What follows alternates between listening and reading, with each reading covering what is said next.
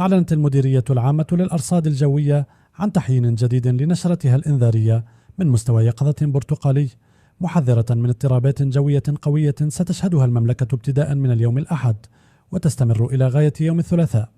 وتتوقع المديرية تسجيل أمطار رعدية غزيرة تتراوح كمياتها بين 40 و90 ملم في مناطق الشمال، لا سيما طنجة وأصيلة والمضيق والطوان والعرائش، وذلك ابتداء من الساعات الأولى من صباح غد الاثنين. ستمتد هذه التساقطات المطرية لتشمل أقاليم أخرى بكميات تتراوح بين 30 و40 ملم، وتهم مكلا من القنيطرة وتاونات وفاس ومكناس والحسيمة. ومن المتوقع أن يصاحب هذه الأمطار تساقط لحبات البرد في بعض المناطق، مما يستوجب أخذ الحيطة والحذر من طرف المواطنين، خاصة في المناطق المنخفضة والقريبة من مجاري الأودية. إلى جانب الأمطار يرتقب هبوب رياح عاصفية قوية جدا تتراوح سرعتها ما بين 85 و 100 كيلومتر في الساعة في عدد كبير من الأقاليم، منها وجدة وفكيكو وتارودانت ورزازات وميدلت.